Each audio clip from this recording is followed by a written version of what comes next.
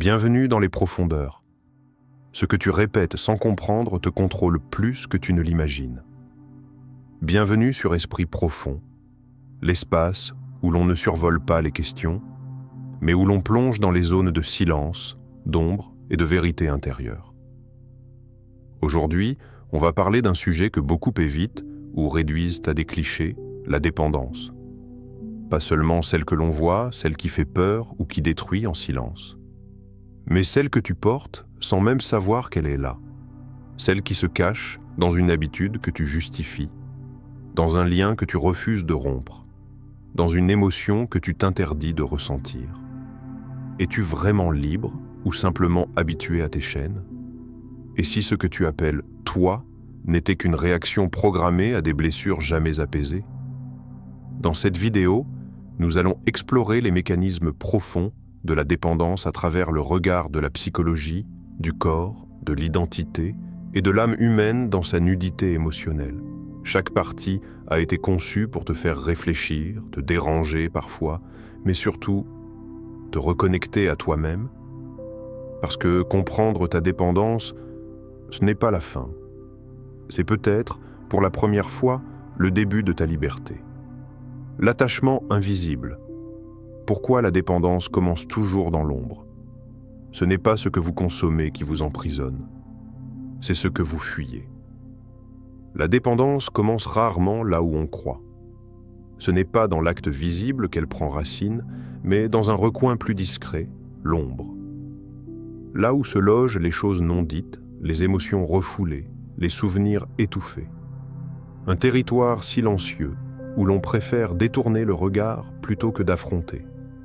C'est ici que la dépendance s'installe. Elle ne demande pas la permission. Elle se glisse là où le vide a fait son nid. Nous avons appris à colmater nos manques au lieu de les comprendre. Et c'est précisément ce colmatage qui devient l'attachement. Ce verre, cette personne, cette série regardée à outrance, cette habitude irrépressible. Tout cela n'est pas la source, ce n'est que le pansement. Mais qui pense une blessure en pourrissant l'organe? Ce que nous appelons dépendance est souvent une stratégie désespérée pour éviter d'entrer en contact avec une douleur plus ancienne. Un manque d'amour, une peur d'abandon, une honte écrasante, une solitude ancienne. Des éléments invisibles mais gravés comme des tatouages psychiques. L'homme ne devient dépendant que de ce qu'il croit capable de le sauver. Ce qu'on consomme, ce qu'on recherche compulsivement, c'est une forme de salut, un soulagement provisoire. Mais ce soulagement devient piège. Ce qui apaise, emprisonne. Et plus on s'attache à l'outil de compensation, plus on s'éloigne de la racine. La dépendance n'a pas toujours le visage que l'on croit. Elle peut être souriante, productive, même admirée. Le besoin d'être irréprochable. L'obsession de réussite, le perfectionnisme glacial. Ce sont des dépendances camouflées, déguisées en ambition, en excellence. Pourtant, elles agissent comme les autres. Elles t'éloignent de toi-même. L'addiction est la promesse brisée d'un soulagement. Et si, au fond, tu ne cherchais pas à obtenir quelque chose, mais à éviter de ressentir quelque chose? Ce n'est pas l'objet de ton attachement qui te piège. C'est le lien émotionnel que tu as construit autour de lui. Tu ne veux pas le perdre, car il te sert de rempart. Mais un rempart empêche aussi la lumière d'entrer. Te demandes-tu vraiment pourquoi tu répètes certains comportements, ou préfères-tu croire que tu n'as pas le choix? La réponse à cette question est le début de la lucidité. Ce « je n'ai pas le choix ». Tu l'as entendu, tu l'as peut-être prononcé, mais ce n'est pas une vérité. C'est un refuge. Et comme tous les refuges, il finit par devenir une cellule. Alors, regarde bien ce que tu appelles « besoin ». Observe-le comme un miroir. Qu'est-ce qu'il reflète? Qu'est-ce que tu fuis? Et plus important encore, es-tu prêt à faire face à ce que tu ne veux pas voir? L'homme est le puits, une allégorie de l'enchaînement intérieur. Il était une fois un homme seul au milieu d'un désert. Tous les jours, Il sortait de sa hutte, marchait lentement jusqu'à un puits étroit et tirait de l'eau sale, tiède, amère. Ce n'était pas agréable, mais c'était régulier, prévisible, rassurant, même dans l'inconfort. Il buvait cette eau sans plaisir, remplissait ses jarres sans question, puis rentrait chez lui, refermant la porte sur une routine qui ne le nourrissait plus depuis longtemps. Un matin, un inconnu s'arrêta devant lui. Il avait des sandales usées, les traits marqués par les voyages. D'un ton simple, il lui demanda « Pourquoi continues-tu à boire cette eau trouble alors qu'une oasis existe un peu plus loin, derrière les dunes ?» L'homme leva à peine les yeux. Il répondit, presque sans émotion, « Parce que je ne saurais pas vivre autrement. Cette eau me rend malade, oui, mais je la connais. Elle est à moi. » Cette scène n'est pas une fable perdue dans un livre, c'est un miroir. Le puits, c'est ce comportement auquel tu reviens encore et encore, même s'il te détruit. Ce que tu bois chaque jour, ce n'est pas un besoin vital, c'est un rituel de survie émotionnelle. Une habitude devenue pilier, même si ce pilier est en train de s'effondrer. L'homme préfère une souffrance connue à une liberté inconnue. Cette phrase résonne comme un écho chez tous ceux qui vivent une dépendance. Parce que partir vers l'oasis, ce n'est pas juste abandonner une douleur, c'est abandonner une partie de soi-même. Celle qui a grandi dans le manque, dans la peur, dans le contrôle. Celle qui a appris à survivre dans le désert plutôt qu'à rêver d'un ailleurs. Mais à force de boire cette eau amère, que devient-on ? On s'assèche de l'intérieur.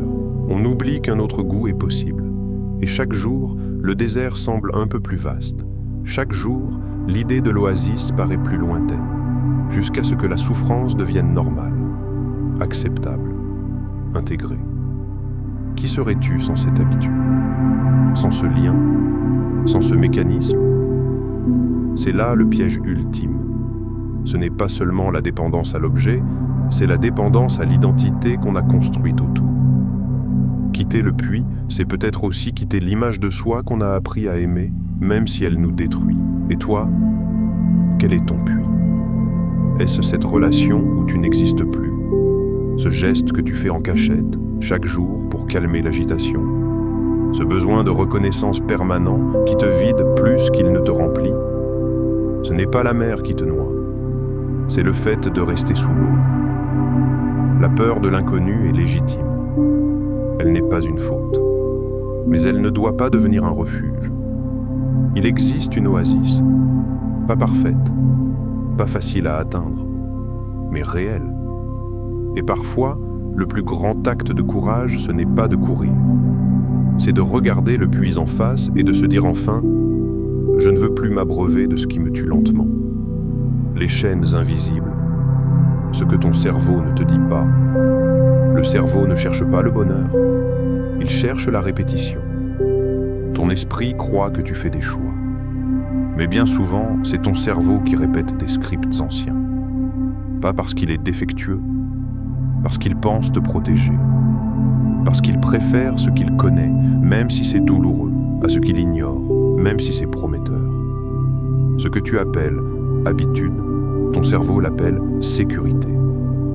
Ce que tu crois être un besoin, lui l'a catalogué comme une réponse automatique au stress. Au cœur de ce mécanisme se trouve une substance, la dopamine. On la réduit souvent à l'hormone du plaisir. Mais c'est faux. La dopamine n'est pas la récompense. C'est la promesse de la récompense. Elle t'agite, t'attire, te pousse à agir non pas parce que tu ressens du plaisir, mais parce que ton cerveau anticipe un soulagement, un réconfort, une issue. Ce n'est pas la substance, c'est la promesse. C'est là que commence l'enchaînement invisible. Tu fais quelque chose une fois, tu ressens un mieux. Ton cerveau enregistre. Il croit avoir trouvé un raccourci vers la survie. Et chaque fois qu'une émotion désagréable se manifeste, il envoie un signal « fais-le encore ». Mais ce soulagement est temporaire. Et pire encore, plus tu répètes, moins ça fonctionne. Ton cerveau s'habitue. Ce qui provoquait une satisfaction devient banal. Tu dois en faire plus pour retrouver la même sensation. Tu montes en fréquence, en intensité. Tu t'éloignes du choix conscient. Quand le cerveau entre en boucle, le corps suit, même sans désir. Et puis, il y a l'amygdale, cette sentinelle émotionnelle du cerveau. Elle n'analyse pas, elle ressent. Elle retient chaque douleur passée, chaque peur, chaque humiliation. Elle agit comme un radar hyperactif. Et dès qu'elle détecte une situation qui lui rappelle un traumatisme, elle réagit sans te demander ton avis. Tu ne manges pas compulsivement parce que tu as faim. Tu scrolles sur ton téléphone sans fin, non pas parce que tu t'ennuies, mais parce que ton cerveau tente d'éviter une tension intérieure qu'il n'arrive pas à réguler autrement. Et toi, sais-tu quand ça commence ? Peux-tu repérer l'instant exact où ton corps s'agite, ton souffle se coupe, ton esprit s'embrouille, et où tu cèdes ? À quel moment précis répètes-tu un comportement non pas par envie, mais par réflexe ? Plus tu répètes un chemin, plus il devient fluide. C'est ce qu'on appelle la myélinisation neuronale.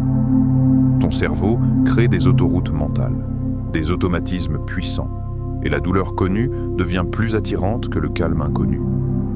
Mais il y a une vérité fondamentale. Le cerveau peut changer. Il est plastique. Il peut désapprendre, se reconfigurer. Le cerveau est un merveilleux serviteur, mais un terrible maître. Alors la question est simple mais cruciale. Es-tu aux commandes ou bien es-tu encore en pilote automatique, programmé par une douleur que tu n'as jamais apaisée? Ce que tu n'as jamais osé ressentir. Les blessures qui façonnent la dépendance. Ce n'est pas l'événement qui t'a brisé. C'est le silence dans lequel tu l'as enterré. Il y a ces jours où tout va bien, en surface. Tu souris, tu travailles, tu plais. Et pourtant, une part de toi reste étrangère à ce présent. Une part figée dans une autre époque, un autre corps. Celle d'un toi plus jeune, plus fragile, que tu as laissé derrière sans jamais vraiment lui dire au revoir. Ce que tu vis aujourd'hui, ce n'est pas une simple répétition de gestes. C'est un langage ancien que ton inconscient continue de parler, même si tu crois avoir changé. Et ce langage, c'est celui des blessures. Le manque, l'abandon, l'humiliation, ce sont des coups invisibles mais permanents. Et lorsqu'ils ne sont pas reconnus, ils deviennent des filtres de perception, des déformants émotionnels. Tu n'aimes pas vraiment, tu t'accroches. Tu ne vis pas vraiment, tu compenses. Tu ne choisis pas vraiment, tu répares. Et si ta dépendance n'était pas une faiblesse, mais une tentative maladroite d'aimer ce que tu n'as jamais reçu? Tu ne fumes pas parce que tu as besoin de nicotine.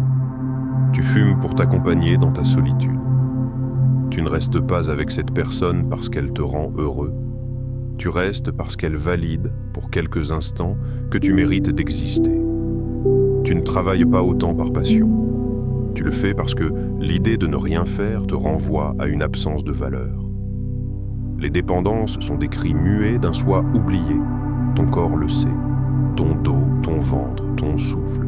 Ils parlent, ils réagissent. Ils gardent que la mémoire de ce que tu ne veux plus entendre.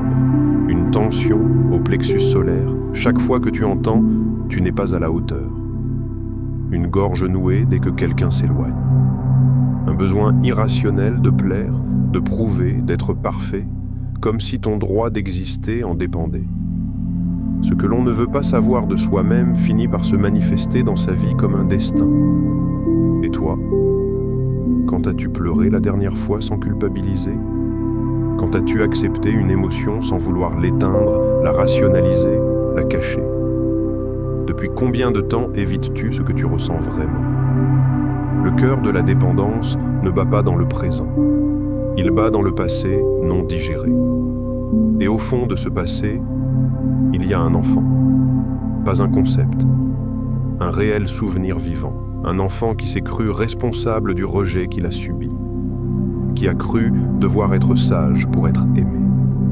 Qui a conclu que s'il ne faisait pas plus, il ne vaudrait rien. Aujourd'hui, cet enfant est toujours là. Il parle à travers ton besoin de reconnaissance. Il agit à travers ton attachement. Il panique chaque fois que quelqu'un ne te répond pas tout de suite. Il exige, supplie, s'agite, parce qu'il n'a jamais été entendu. L'adulte dépendant, c'est l'enfant blessé qui n'a jamais trouvé d'autre langue que celle de l'attachement. Tu ne manques pas de volonté.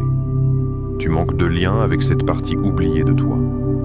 Et chaque fois que tu t'agites, que tu compenses, que tu répètes, tu cries sans le savoir. Est-ce que quelqu'un m'entend enfin? Es-tu libre ou simplement habitué à tes chaînes? Une réflexion existentielle sur la dépendance.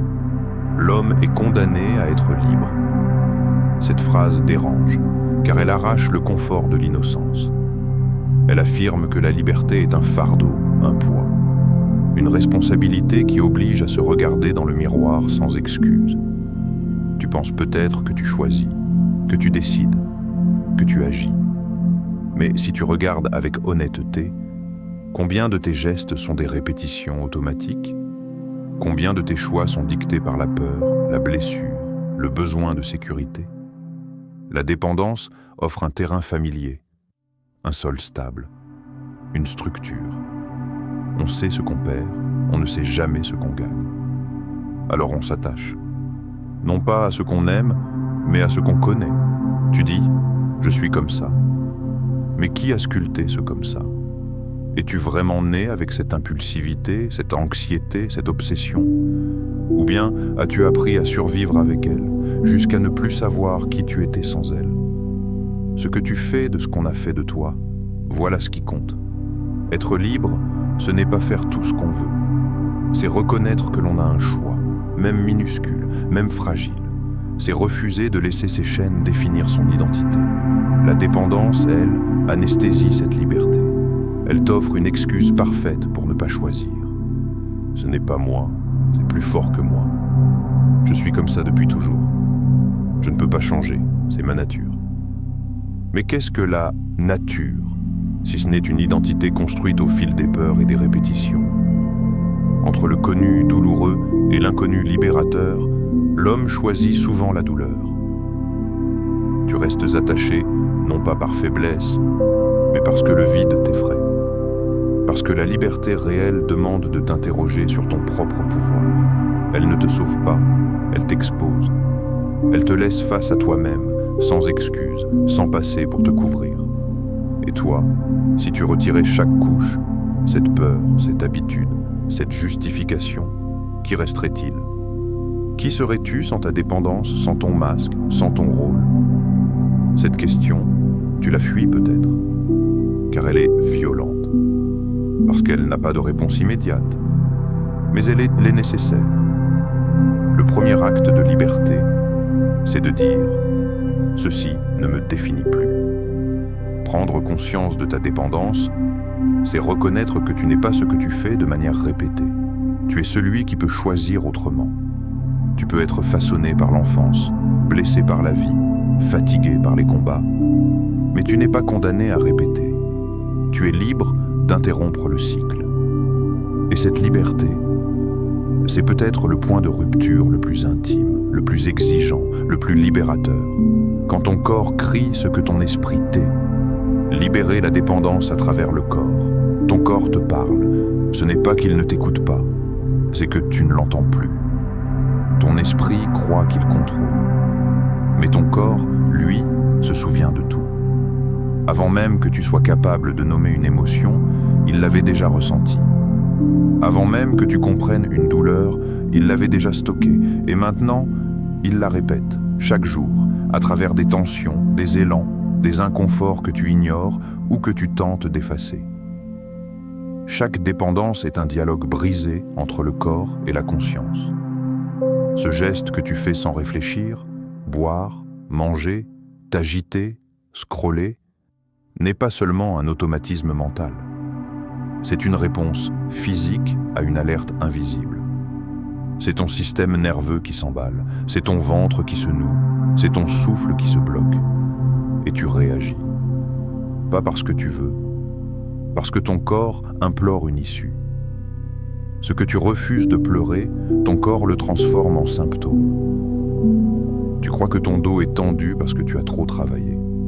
Tu crois que ton ventre est lourd parce que tu as mal digéré.